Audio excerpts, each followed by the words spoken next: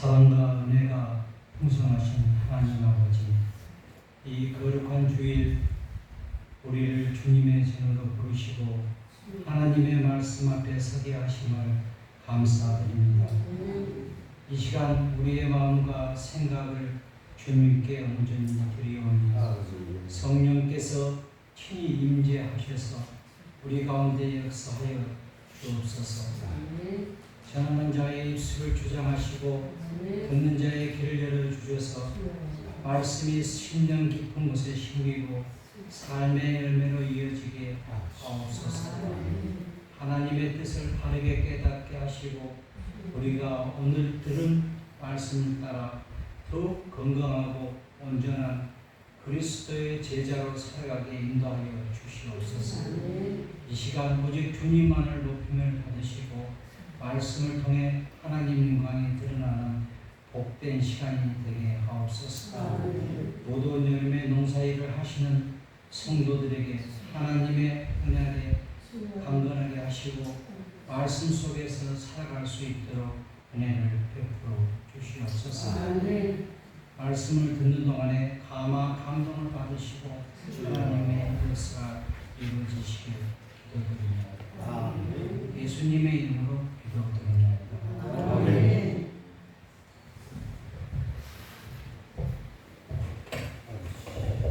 반갑습니다. 오늘은 보니까 이 마인드 교회가 꽉 찬 느낌이에요. 새로 오신 분도 많이 또 계시고, 또 저기 아까 일부 예배 때 가시는 분도 식사하시고 계시고 너무너무 좋습니다.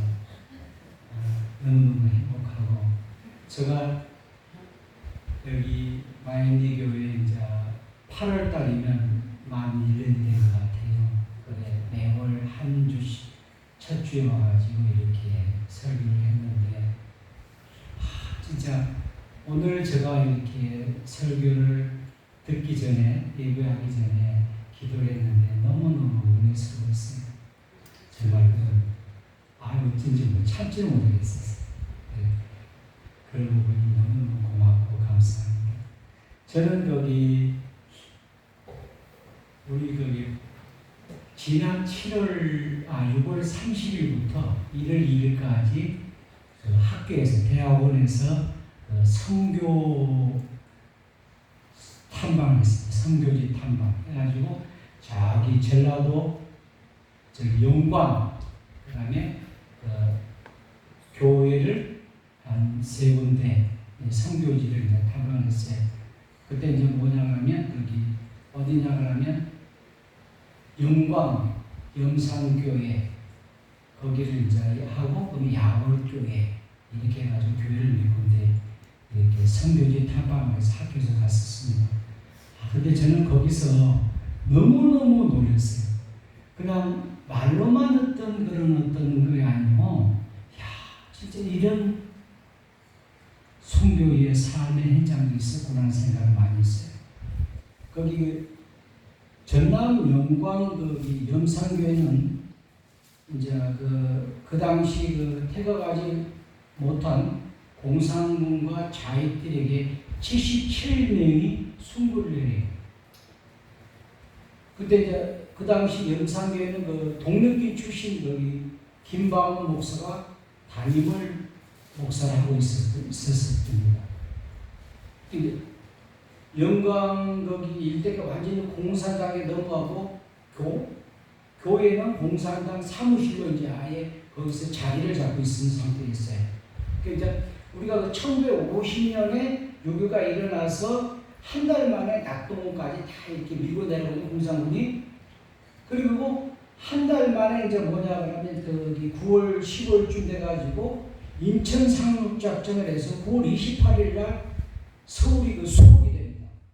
그래서 이제 수복이 됐는데 나머지 공산당들은 올라가고, 못 올라가는 잔당들이 있었어요. 그 사람들이 이제 섬마다 남아서 자유들하고 합세를 하는 거예요. 그럼 걔들이 이제 거기 올라갈 때 이제 교회 사람들이 이제 우리나라 군인들이 올라왔을 때 막 환영회를 하는 모양이더라고. 근데 이제 공산당이 올라가고 나서 그 남아있는 사람들, 환영했던 사람들이 전부 다 청년에서 교인들이었어요. 그러니까 이 사람들은 어떻게 했어요? 저녁에 와가지고 불을 지르고 사람을 갖다가 죽이고 그런 일이 있었어요. 근데 여기서 이제 정말 그 공산군들이 후퇴하면서 이제 그 자익세력들을 불을 태우고 어린이들을 갖다가 뭐 이렇게 죽였는데 어떻게 순교를 하냐 그러면 사람을 이렇게 목에다가 줄을 그러니까 새끼줄을 해가지고 돌을 달아가지고 바다에 빠뜨리는 거예요. 그렇게 해가지고 사람들이 77명이 죽어 순교를. 근데 그 현장을 이렇게 만들어가지고 이렇게 보았는데 아주 그 의장이 너무너무 마음 아팠어요. 거기에 보면 염산교회 집사 그 노병재 씨는 가족 23명을 파도 속에서 죽게 만들게 합니다. 돌을 달아서. 그래서 이 노병재 씨 집사님이 찬송가를 불러요. 이렇게 바다에 빠져가지고 죽어가면서 내 주를 가까이 하게 하면 십자가 짐같이 고생이나 찬송가를 부르면서 순교의 길을 걸어요. 그리고 이제 김만호 장로하고 박기덕 권사의 딸 4명은 예수 믿는 집에 자식이란 이유로 이분도 또 수장이 돼요. 근데 거기에 딸이 4명이 있어요. 15살 먹는 옥자가 있었고 11살 먹는 금자가 있었고 9살 먹는 신자가 있었고 3살 먹는 미자가 있었어요. 그래서 이제 아버지하고 이제 이렇게 엮여가지고 새끼줄 엮여가지고 가면서 15살 먹는 옥자가 막내 3살짜리 미자를 놓고 따라가는 거예요. 전부 다 엮여가지고 조금만 가면 이제 바다에 이제 빠질 입장에 있어요. 걸어가면서 이제 뭐라 하냐면 옥자가 미자를 놓고 가니까 어린애가 3살짜리가 뭐 하겠어요? 모르잖아요. 그리고 우는 거예요. 그러니까 하는 말이 미자야 울지 마라. 우리는 천국 가고 있단다.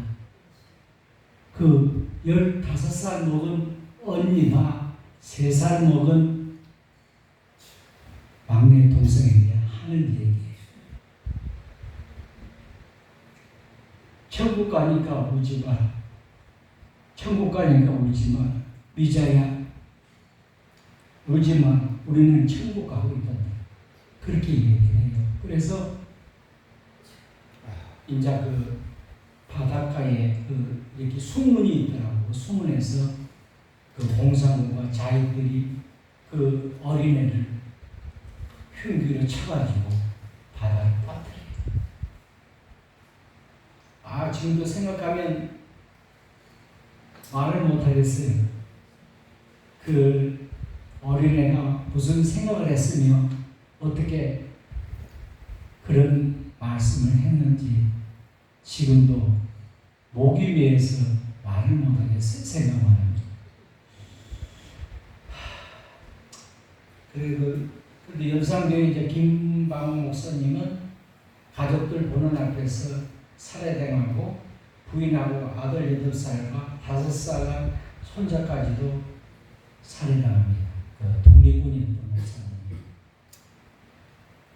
우리가 여기서 볼 것은 뭐냐 그러면 그런 어린 나이에 순교를 했다는 건 정말 과연 내가 그렇게 순교를 할 수 있을까 그런 생각하면서 그 집사람이 이제 그 우리가 선교지 탐방을 끝내고 차에 오면서 저보고 이제 그런 얘기를 해요. 여보, 당신은 그런 입장에서는 어떻게 할 수 있느냐고 묻더라고요. 그래서 저는 나는 승리할 수 있다고 얘기했거든요. 그래서 집사람이 하는 얘기가 그러면 믿음의 기필이에요.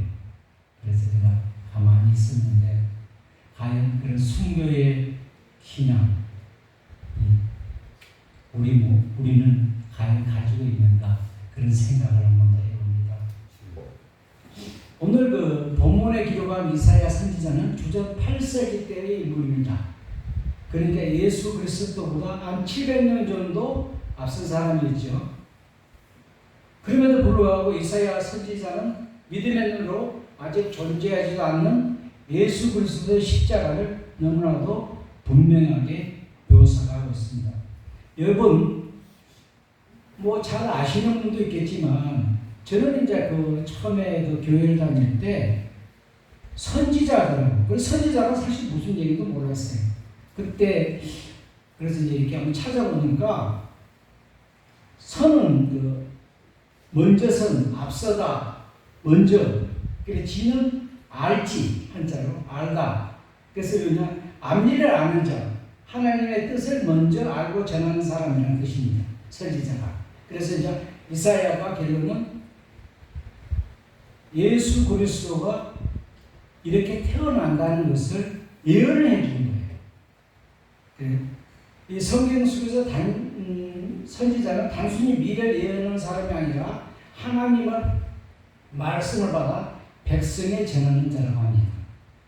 그런데 우리는 실제로 존재하고 살았던 예수님을 믿지 못하고 의심하면서 믿음의 생활을 하고 있습니다. 오늘 우리는 예수님의 십자가 사건을 어제 있었던 것처럼 우리 눈앞을 두고 확신을 갖고 신앙을 해야 된다고 보고 있습니다. 이사야 54장 4절부터 8절까지는 구약 성경 가운데 메시아의 고난과 대속 사역을 가장 분명하게 예언하는 말씀입니다.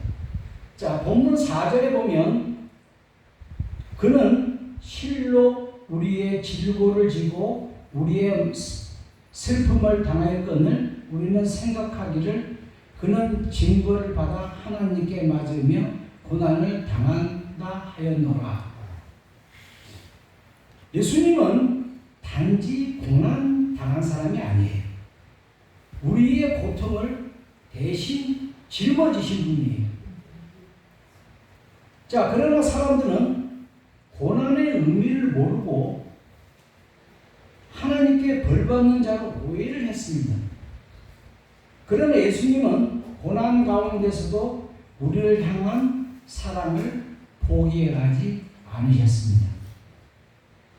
5절에 보면 그가 찔림은 우리의 허물 때문이요 그가 상함은 우리의 죄악 때문이라. 그가 징계받음으로 우리는 평화를 누리고 그가 채찍에 맞음으로 우리는 나음을 받았도다. 자, 이사야 58장 말씀은 2700년 전부터 2800년 전에 벌써 우리들을 죄로부터 완전 치유가 보장되었음을 알 수가 있습니다. 자, 우리는 이사야 선지자의 치유 증거를 통해서 우리들의 상처가 치유받은 역사가 일어나기를 바랍니다. 자, 베드로전서 2장 24절에 보면 그가 채찍에 맞음으로 너희는 나음을 얻었나니. 여러분, 우리는 믿지 않기 때문에 역사와 기적이 일어나지를 않는 것입니다. 자, 우리는 하나님을 영접하게 되면 세례를 받음으로 성령이 여러분 안에 들어오는 겁니다. 여러분은 하나님을 믿게 되면, 세례를 받고 믿게 되면 성령이 여러분 안에 들어오는 것입니다.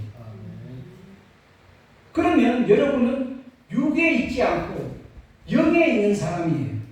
그래서 요한복음 3장 6절에 보면 육으로 남은 육이요 영으로 남은 것은 영이라고 하는 것입니다. 지금 우리는 육에 있는 사람이 아니고 영에 있는 사람이에요. 그래서 말씀을 우리가 마음, 내 심중에 심으면 말하는 대로 이루어지는 거예요. 여러분들이 많은 생각을 가지고 많은 말을 하고 있지만 여러분들이 믿지를 않는 거예요. 여러분들이 믿게 되면 모든 건 다 이루어지는 거예요. 자, 불교나 다른 종교는 깨닫고 이해하고 믿는 거예요. 그러나 기독교는 믿고 깨닫고 이해하는 거예요. 바뀌어야 되는 거예요.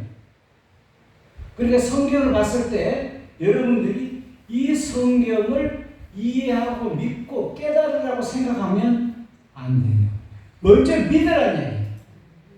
믿어야 여러분들이 치유가 되고 역사가 되는 거예요. 아무리 여러분들이 많은 성경을 보고 기도를 많이 하더라도 믿지를 않으면 역사와 일어나지를 않는 역사. 그러니까 여러분들이 모든 걸 믿어야 되는 거예요. 마음을 입었도다. 그러면 나은 거예요. 하나님, 저희 집에 주님이 오시옵소서. 주님은 우리 집에 와 있는 거예요. 우리 마음에 와 있는 거예요.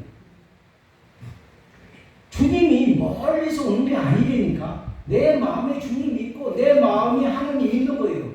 그러면 내 마음이 하나님 있고 내 마음이 주님이 있으면 말씀이 내한테 있는 거예요. 말씀을 내 심중에 심어요. 그래서 내가 말을 함으로써 이루어지는 거예요. 나음을 입어내면 나은 거예요. 할렐루야. 그러니까 여러분들이 말씀을 멀리 생각하지 말고 내 심중에 심으라는 얘기예요. 자, 우리가 살면서 상처 없는 사람은 한 사람도 없습니다. 하나님이 우리를 질그릇으로 만들기 때문에 우리는 쉽게 긁히고 금이 가고 깨어집니다. 성도 여러분, 우리는 상처나온 쉬운 질그릇 같은 존재입니다. 그래서 이미 우리 마음의 70%는 상처난 사건들로 형성된 마음이라는 것입니다. 그러므로 우리는 모두 치유받아야 될 사람입니다. 주님은 우리를 영적으로 모든 상처를 치유하셨습니다. 평화를 누리고 나음을 입었습니다. 이 말은 다 끝났다는 얘기예요. 뭐가? 평화를 누리고 나음을 입었어요. 우리는 이미. 그래서 어떤 사람은 병원을 치료 다 끝났는데 퇴원하지 않으려고 하는 사람들이 있습니다. 병원에서 치료가 다 끝났는데 퇴원을 안 해요. 왜 그렇게 했어요? 저도 한번 그런 일이 있었어요. 처음에 그 신학 대학원을 들어가가지고 1학기를 마치고 이제 거기 너무너무 힘들어가지고 감기에 그 기침에 이게 하다 보니까 폐렴이 와버렸어요. 그래서 이제 그 병원에 이제 보건병원에 입원을 했는데 한 10일 정도 입원했을까? 의사가 와서 다 나았으니까 나가시라 하더라고요. 가기 싫은 거예요. 그래서 내가 의사 선생님 보고 이렇게 얘기했죠. 아이고 원장님 좀 더 있으면 안 됩니까? 그렇게 얘기했어요. 그렇게 더 있으라 하더라고요. 왜 나가기 싫어했느냐 하면 그때 이제 제가 거기 이 방학 기간에 성경을 일독을 하기로 했어요. 그래서 한 3, 4일만 더 입원해 있으면 내가 이제 성경을 다 읽고 가겠다는 생각이 나더라고요. 그래서 그냥 몸이 좀 아직 내 생각에 좀 완쾌가 안 된 것 같다. 그러니까 한 3, 4일 정도 더 있으면 안 되겠냐고. 있으라 하더라고. 그래가지고 그들도 그냥 주사도 안 맞으면 안 되잖아요. 병원에 있으면. 그냥 주사 꽂고 계속 그래가지고 한 3, 4일 동안 더 있었어요. 성경 그 이제 다 일독하고 우리가 나왔어요. 병원에서도 그렇게 안 나온 사람이 또 있더라. 그런 사정이 있겠죠. 저는 그때 성경을 그래서 병원에서 일독을 방학 기간에 했습니다. 그런 일이 있었습니다. 자, 우리 성도 여러분, 아직도 지난날 그 상처 죄의식을 가지고 사시는 분들이 있으면 주님에게 나오기만 하면 상처가 연관이 될 수 있습니다. 왜냐하면 이건 주님에게 나오지를 않기 때문에 그 상처가 치유가 될 수가 없어요. 주님에 나오게 앞에 되면 상처가 치유가 됩니다. 그래서 하나님의 백성이 되었다는 것은 이미 죄로부터 자유함을 누리게 된 것이 백성입니다. 자, 6절에 보면 우리는 다 양 같아서 그 그릇을 행하여 각기 제각기로 가끔을 여호와께서는 우리의 죄악을 벽에 담당시키셨도다. 자, 죄의식으로부터 참 자유를 얻지 못하면 육신의 질병을 얻게 되는 것입니다. 자, 실패로 인한 자책감과 열등의식과 같은 정신적인 질병, 육체적인 질병도 가져오게 됩니다. 즉, 이 얘기는 무슨 얘기냐면 모든 병을 치료하는 방법은 하나님을 믿고 찬송하고 기도하고 그렇게 되면 치유가 되는 거예요. 그런데 몸이 아프고 힘들고 어렵다고 하니까 어떤 거예요? 그냥 이렇게 살겠나 저렇게 살겠나 그렇게만 해요.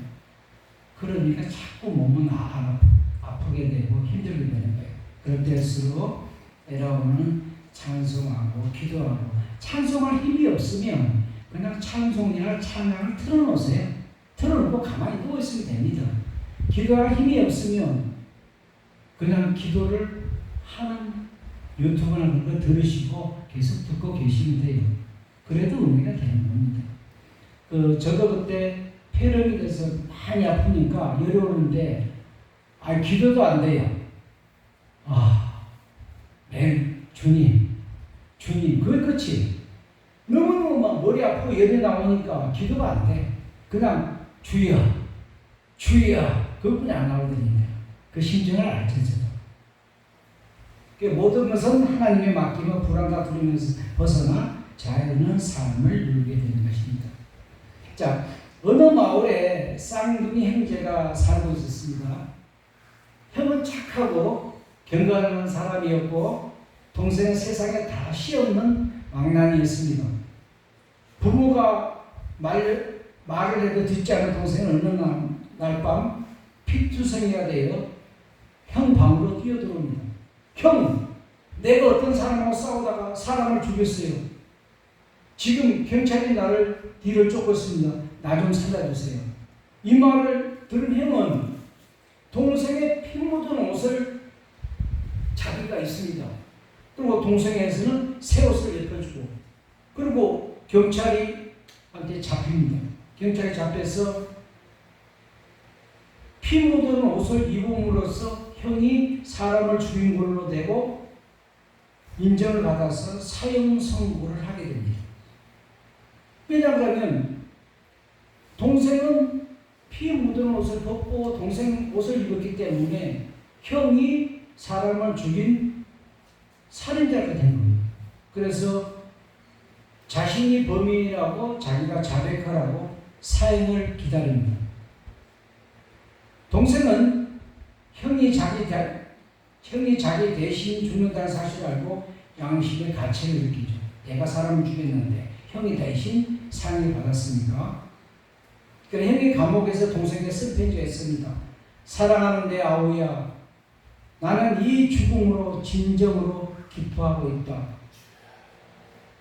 나는 내가 나보다 훨씬 더 많은 재능과 지혜를 가진 것을 알고 있다. 부디 나 대신 깨끗하고 보람있게 살아가다오. 동생은 그 편지를 읽고 또 울고 또 울었습니다. 자, 죽어 마땅한 자신을 대신해 죽은 어려운 형은 사형대에서 죽고 맙니다.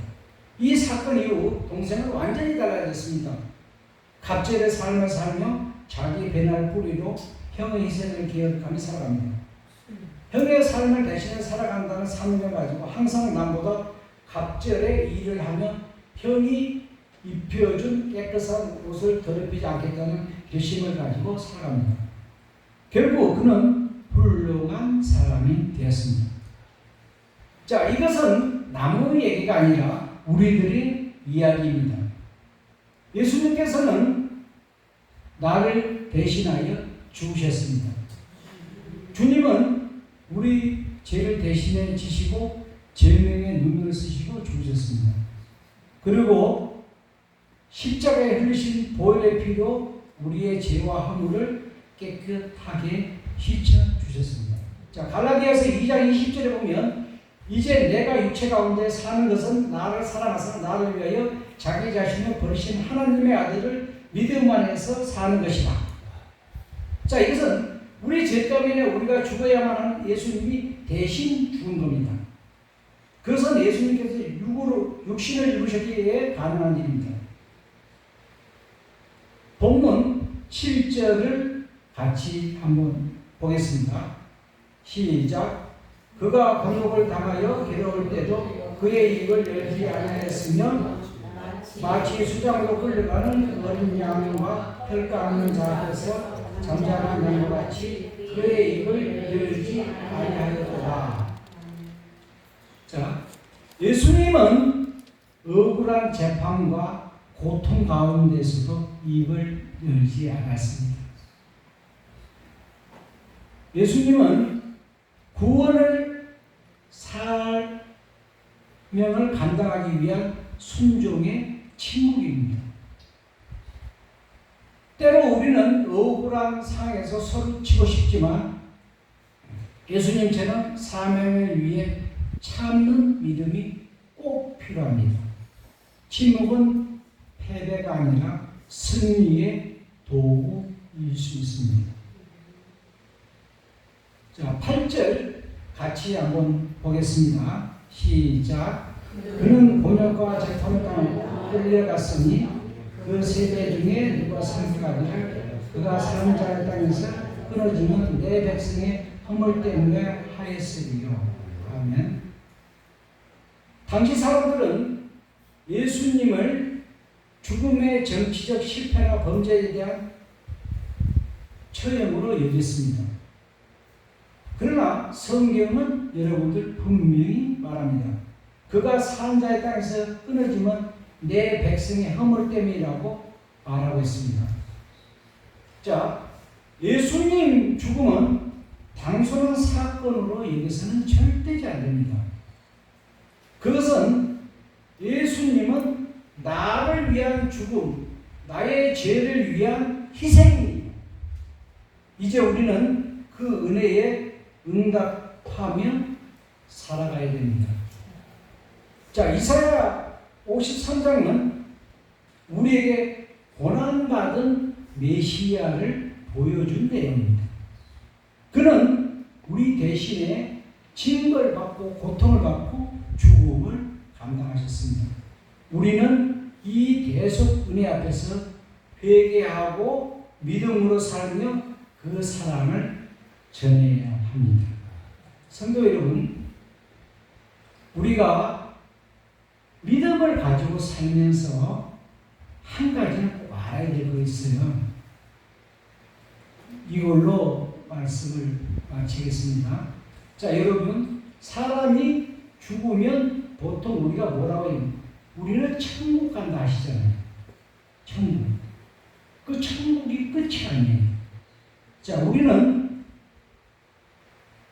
죽음으로써 천국에 가고 천국에 감으로써 예수 그리스도가 재림하실 때 우리도 부활해서 예수 그리스도와 주님하고 같이 이 나라를 통치하는 것이 쉽게 얘기한 부활신앙이에요.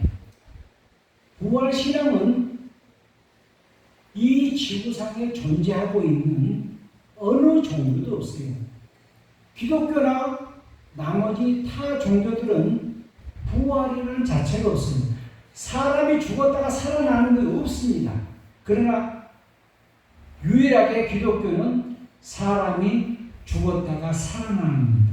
그래서 예수님이 나사로야! 일어나라 할 때 나사로가 살아나는 거예요. 그래서 기독교 안에는 부활신앙입니다. 부활신앙이 없으면 기독교는 존재할 수가 없어요. 여러분, 그 점을 명심해야 돼요. 우리가 죽고 천국에 안 가고 천국에 가서 주님하고 같이 있다가 어떻게 주님이 재활하실 때, 재림하실 때 우리는 같이 부활해서 하나님의 나라를 통치하는 것까지가 성경의 마지막이에요. 이게 절대적으로 여러분 내가 순교를 한다고 해서 그 끝이 아니라니. 주님이 재림하실 때 우리도 부활해서 하나님의 나라를 통치한다는 것이 이 성경의 마지막 끝입니다. 이런 점을 여러분들이 명심하시고 살아가야 됩니다. 그래서 순교의 신앙이 부활의 신앙이고 부활의 신앙이 순교의 신앙이에요. 여러분, 우리는 이 믿음 자체가 그냥 아니다. 살아있는 하나님을 믿고 살아있는 예수님을 믿고 살아있는 성령님을 믿는 거예요. 그것이 믿음의 진실이고 부활의 생명이에요. 자, 그럼 말씀 마치겠습니다. 기도하겠습니다. 사랑과 은혜가 풍성하신 하나님 아버지, 오늘 이 시간 이 사회에 오신